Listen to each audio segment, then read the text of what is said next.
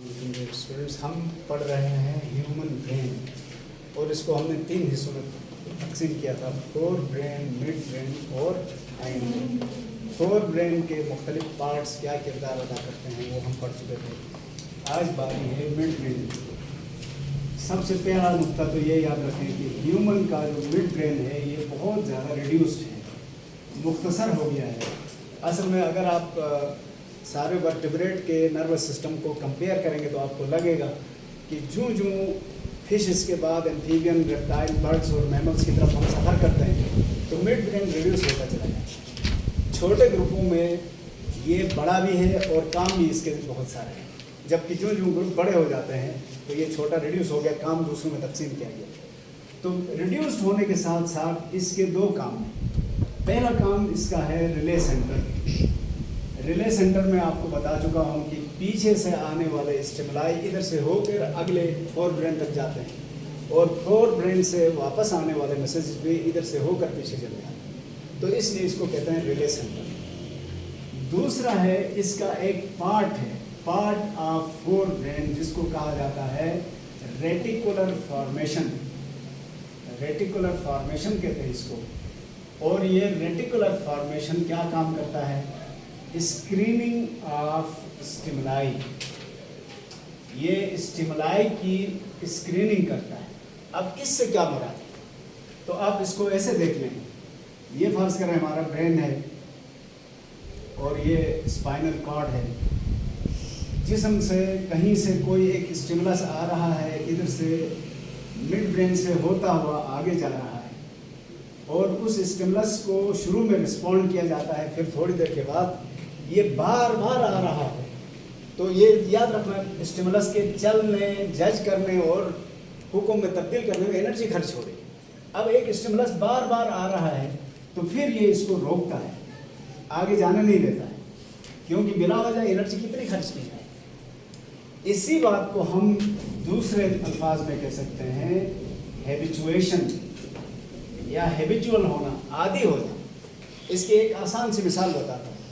अगर आप किसी पुरसुकून गांव में रहते हैं जहाँ शोर शराबा बिल्कुल नहीं है, वहाँ से अचानक शहर में आते हैं, शहर में रोड साइड पर ही आपको घर मिल जाता है, आप उधर रहते हैं तो उधर जाती है गाड़ी, घूम इधर आती है गाँव।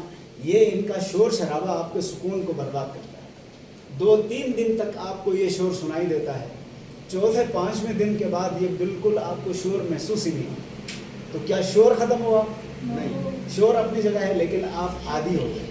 ये आदी होना इसकी ड्यूटी। इसने क्या किया, एक जैसा स्टिमुलस बार बार आ रहा है तो शुरू में तो आने जाने देगा, लेकिन एक वक्त के बाद इनको रोकेगा नहीं जाओगे, एनर्जी सेविंग के लिए सब। तो ये बहुत बड़ा काम है रेटिकुलर फॉर्मेशन का। अगर ऐसा ना होता तो हम एक तरह से टीज हो जाते हैं। ये मुख्तलिफ जो शोर शराबे वाली चीज़ें हैं, इससे हमें इरिटेशन मिलती है, लेकिन इसकी बदौलत अब हम ना इरिटेट होते हैं ना टीज होते हैं, हम सुकून से उसमें एडॉप्ट हो जाते हैं। ये मिड ब्रेन का काम था। अब हम आते हैं हाइंड ब्रेन की तरफ। हाइंड ब्रेन के 3 बड़े हिस्से थे। इसका एक हिस्सा था सेरिबेलम। सेरिबेलम ये हाइंड ब्रेन का सबसे बड़ा और ओवरऑल ब्रेन का सेकंड लार्जेस्ट पार्ट है। ये क्या करता है? It controls voluntary movements. Voluntary movements का हो या वॉलंटरी जो स्केलेटल मसल्स हैं उनको ये कंट्रोल करता है। अभी देखें, हम आप सब अपने पैर, अपने हाथ, अपना सर, गर्दन सब अपनी मर्जी से चला सकते हैं। ये सारी मूवमेंट्स इसके ज़रिए हैं। अगर इसमें ख़राबी हो गई तो फिर ये हमारे काबू से आउट हो जाएंगे। खुद हाथ कांपेंगे, कभी सर गर्दन हिलेगी, बहुत सारे लोग आपको नजर आएंगे। तो balanced body movements, balanced voluntary bodily movements are control by this one. तो इसका ठीक होना ज़रूरी है। उर्दू में इसी को गुद्दी कहते हैं, गुद्दी गुद्दी। ये अमूमन टीचर्स भी और पेरेंट्स भी बच्चों को इधर मारता ना गुद्दी पे, और कभी आपने महसूस किया होगा यहाँ जब चोट लगती है तो आदमी लड़खड़ा जाता है। जो सारी जो मूवमेंट्स हैं वो डिसबैलेंस हो जाती हैं, वॉलंटरी मूवमेंट्स। तो ये बहुत बड़ा काम है और इसका ठीक रहना ज़रूरी है, वरना खराबी हो सकती है। सेरिबलम के बाद है जी अगला हमारा पोन्स। स्ट्रक्चर हम कल बता चुके हैं। पोन्स क्या करता है? एक तो ब्रिजिंग है ये, it bridges among cerebellum, medulla and cerebrum. इसका मतलब ये है कि हाइंड ब्रेन और फोर ब्रेन दोनों को ये मिलाता है। एक तो ये रास्ते में है ना बीच में, तो रिले सेंटर आप इसको भी कह सकते हैं। दूसरा इसका एक और काम है, हार्ट रेट और ब्रीदिंग रेट, इसको भी ये कंट्रोल करता है। दिल की धड़कन का तेज होना या स्लो होना इसके जिम्मे है, सांस का चढ़ना या स्लो होना वो भी इसके जिम्मे है। तो ये जो काम है हार्ट रेट और ब्रीदिंग, सिर्फ इसकी ड्यूटी नहीं है, ये हाइपोथैलेमस की भी है, इसकी भी है, इसके बाद जो आने वाला पोन्स उसकी भी है। तो ये एक ही काम कई को क्यों दिया है? ये काम अहम है, इसलिए कई पार्ट्स को दिया गया है कि अगर एक में कुछ मसला हो तो दूसरा उसको डील कर सके। पोन्स के बाद है मेडुला, मेडुला ऑब्लोंगेटा, ये हाइंड ब्रेन का तीसरा हिस्सा है। पहले तो ये जहां खड़ा है वहां रहकर ये links the spinal cord with brain, ये ब्रेन और स्पाइनल कॉर्ड के दरमियान ब्रिज का काम करता है। इसके अलावा जो सारे काम हाइपोथैलेमस कर रहा था नर्वस सिस्टम पे, वो ये भी करता है। तो हाइपोथैलेमस के क्या काम थे? Heart rate, sleep wake cycle, hunger और ब्रीथिंग रेट, ये सारे इसके भी कंट्रोल में।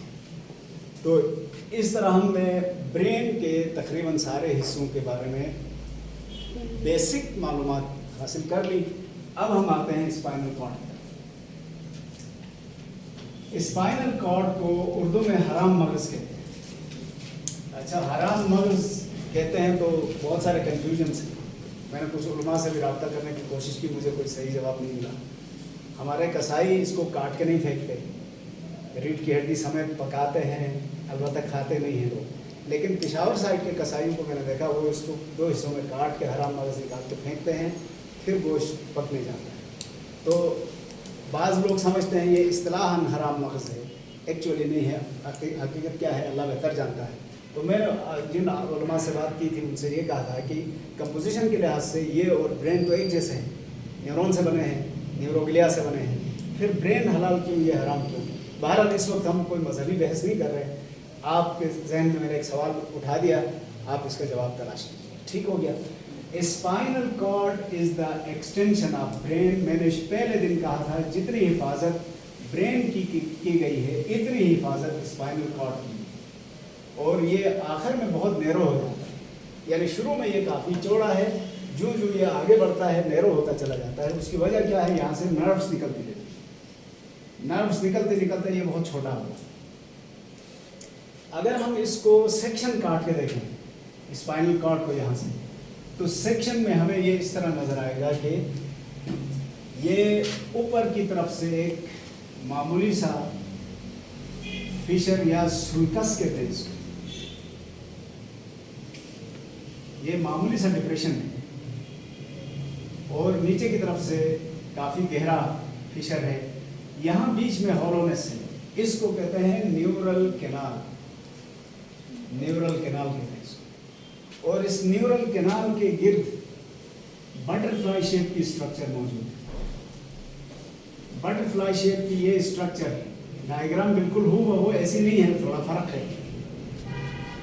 इस बटरफ्लाई लाइक स्ट्रक्चर को कहा जाता है ग्रे मैटर, और ये ग्रे मैटर इसलिए कहते हैं कि ये ज़्यादातर सेल बॉडीज से बना है।